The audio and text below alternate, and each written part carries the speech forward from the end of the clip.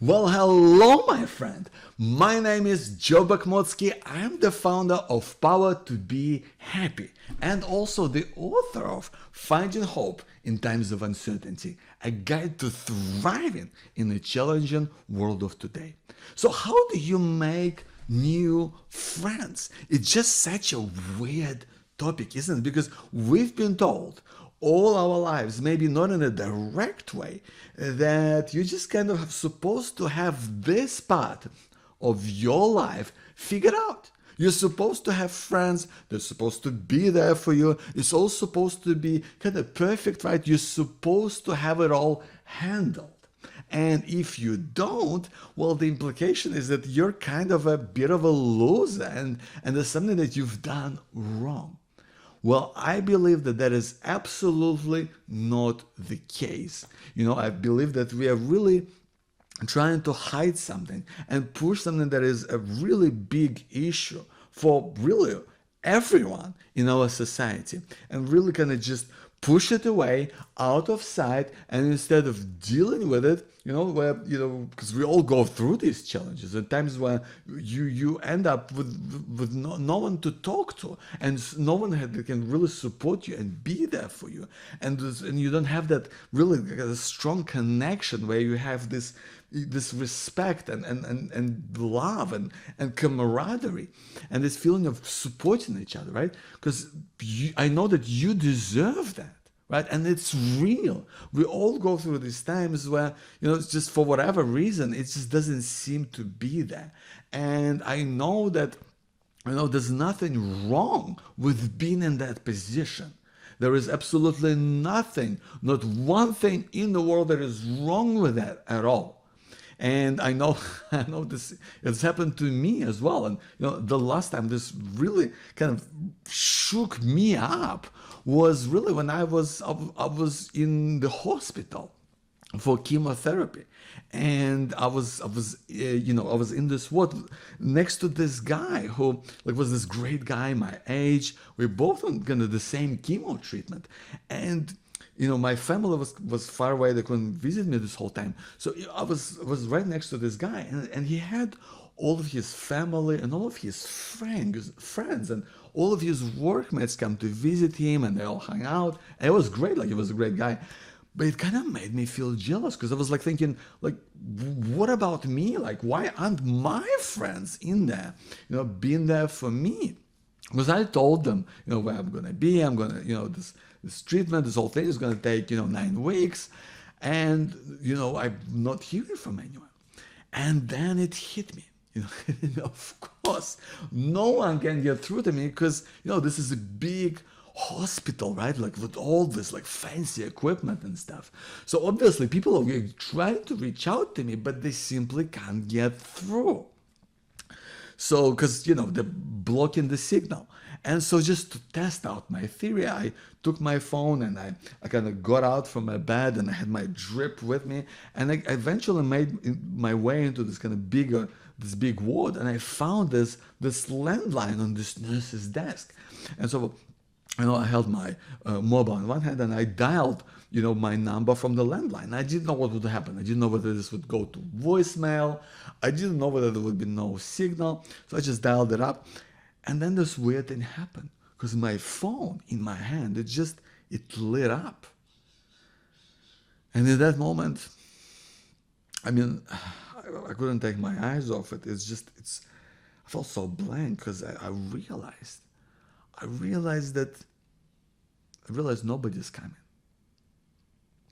Nobody's coming, and at that time, I just felt numb. I didn't know what to do with it. But it hurt me. It hurt me deep. And especially, it kind of really got to me when I got home from the hospital because I realized that these people have deserted me. The people that I've called as my friends, they've really left me alone. And I was just so angry and so mad and so frustrated. I couldn't figure it out. Why is this happening? Am I a bad person or what's going on? I remember just going out for walks and trying to make sense of it all and trying to find an explanation. I was just howling in rage into the night. it was just so, it was so tough, right? I was in a place where I didn't really have people around me, except for my wife and my mom. Well, would they really be there for me to support me, or just have a conversation about something that was, other than cancer? So I really struggled with this, and I made a commitment that this will never happen again. That I will find friends who want to be there for me, and I'm gonna be in my life because of me, and we're gonna be there for each other, and it's gonna be something that is gonna be different, and the friendships that I make from now on will never be based on anything that is superficial, or or anything like that. It's going to be built from a different foundation.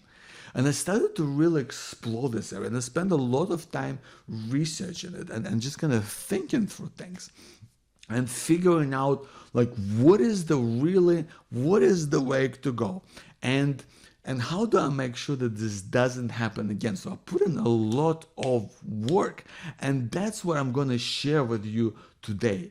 Because what I found is, what has really enabled me to do was to realize what works and what doesn't. It's what helped me to really now find myself in a place where I have real friends again. People that I trust, people that are not like you would call necessarily normal by, but some kind of weird societal standards, but they're my people. They're right for me, and we have a great time and connect in different levels, and and we're there for each other when things aren't going to plan. So that's what I want for you. I want you to find people. If you find yourself in a place where you don't have enough of that, when you don't have enough people that you can call as your friends to call upon, or that they can call upon you and have that sense of empathy and real connection and trust, because I think that's critical in our lives in these times when we live of worry, of uncertainty, of struggle. It's even more important to have that in your life. So what I really realized, one of the key differences to really start to turn things around is just kind of, it might come off as subtle, but I think there's a huge distinction, right? And that it begins in the place where, you want to be in a place where it's not like you'd like to make new friends, but you really feel like you need to make friends.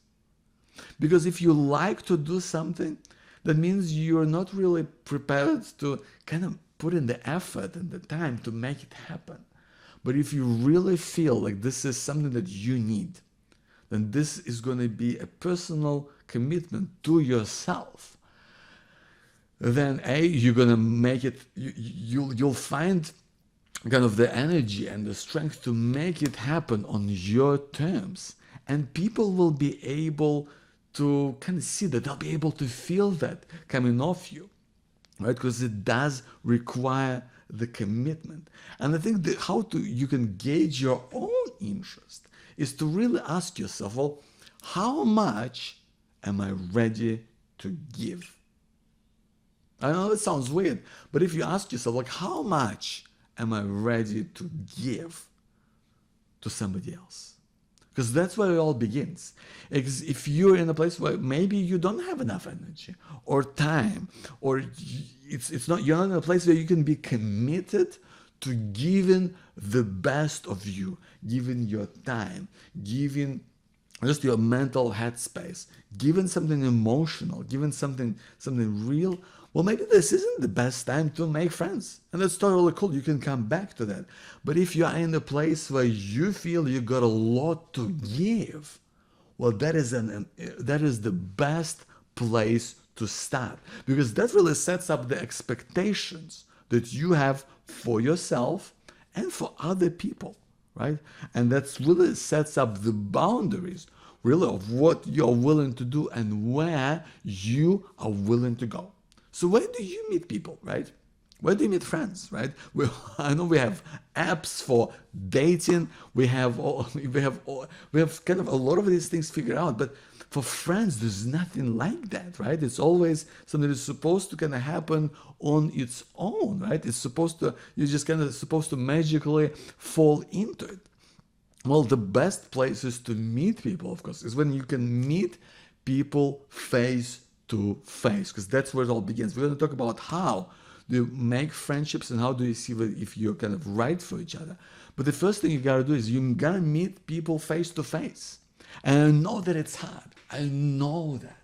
I know how tough it can be to really put yourself out there when you go out and you meet new people. I know it's hard, but that's where it all begins.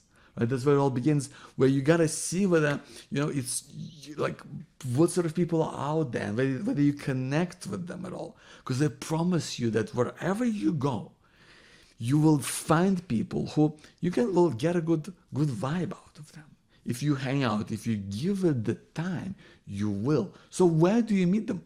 Well, it's wherever you kind of would like to potentially explore and meet people, whether this is in clubs, that you might be interested, whether this is in community organizations, whether it's in groups by some kind of interest or hobby. Short courses are great places to meet people because you get to learn and you get to be in the same environment with people who are interested in what you are interested in. So whatever is face to face, right? It could be a golf club, it could be a book club in your library. It could be local theater. It could be volunteering for a cause that you kind of care about. The key is coming face to face with people, in and around something that you already like or care about, right? Because it's more likely that people will be in the same kind of space as you, just mentally or emotionally, right? Because that's where it all begins. And once you're around, when you meet someone who like you may be having a good conversation, like what happens next? So what typically happens in our lives with friendships is they kind of form naturally over time. That's how we think about it, right? Because you kind of start to feel each other out. You start to have these initial conversations, and it's kind of back and forth, and slowly it kind of builds up, and there's more kind of give and take that happens. And over time, you look back and go, oh, and we kind of became friends, right? That's what happens. And it's cool, it's natural. That's how we've done it for most of our life, right? You just kind of fall into it, like the way you would fall in love, for example, right? That's kind of how it often happens.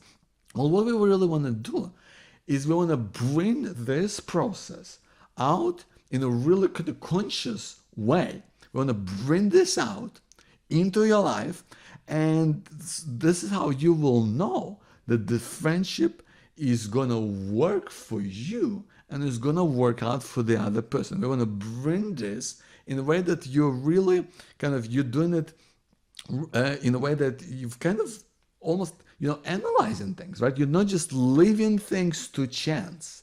You're not kind of saying, well, we'll see what happens, we'll see how it works out. You are going to kind of meticulously see what happens. You're going to analyze it and really see if it's right for you. Because I really feel that it's an investment. It's an investment of your time and energy over the long term, your commitment to give.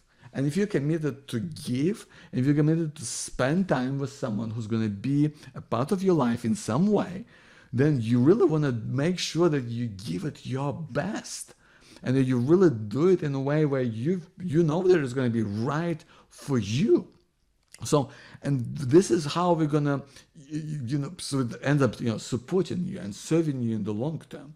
And that's where it all begins. So how do we do it? Well, we do it through giving. We start giving little bits of your time, of your attention, of your energy, of your care, of your love. And we kind of see if you're going to get that back. Every time you do it, I want you to think, this is what I gave, and what am I getting in return? because it's not transactional, right? It's not transactional. It's not like, it's not like a complete, I give you this and you give me that. But there's still a bit of give and take, right?